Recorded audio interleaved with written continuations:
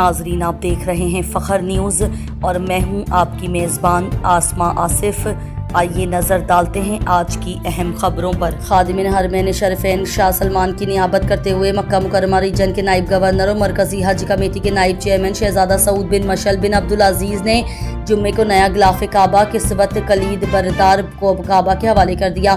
سعودی وزیر حج و عمرہ مسجد الحرام اور مسجد نبوی کے امور کے لیے جنرل اتھارٹی کے بورڈ آف ڈائریکٹرز کے چیئرمین ڈاکٹر توفیق الربیہ اور کلید بردار کعبہ کے نائب عبدالمالک بن تال شبی نے دستاویز پر دستخط کیے۔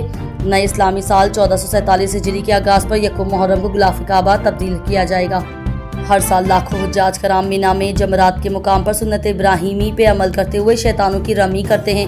جمرات میں کئی منزلہ پل سے 300 ستونوں پر لاکھوں کنکریاں برسائی جاتی ہیں۔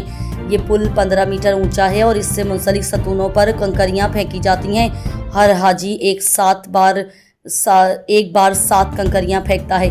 ریاض میں تخیل ادبی فورم کے زیر اہتمام مورخہ 29 مئی 2026 بروز جمعہ ممتاز شاعر محترم بشیر بدر کی یاد میں تعزیتی نشست کا انعقاد۔ روایت و جدت کا حسین امتزاج پیش کر کے بشیر بدر نے غزل کو ہر دل عزیز بنایا۔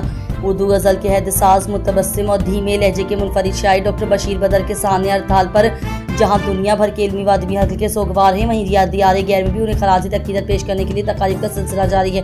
اسی سلسلے میں تخیل ادبی فورم کے زیر انتظام سعودی عرب کے دارالحکومت ریاض میں معروف ماہر تعلیم اور علمی شخصیت پروفیسر عظمت اللہ بھٹہ کی رہائش گاہ پر ایک پروقار تعزیتی نشست کا اہتمام کیا گیا۔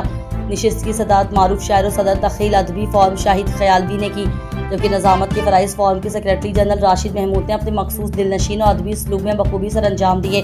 تقریب میں نامور شعراء کرام، ادیبوں، دانشوروں، ماہرین تعلیم نے شرکت کر کے مرحوم کو خراج عقیدت پیش کیا۔ کراچی پورٹ کی حدود میں 2 بحری جہازوں MV NIWA اور MV پاپو کے درمیان تصادم کا واقعہ پیش آیا، جس کے نتیجے میں ایک جہاز کو نقصان پہنچا جبکہ دوسرے جہاز سے کنٹینر سمندر میں گر گئے۔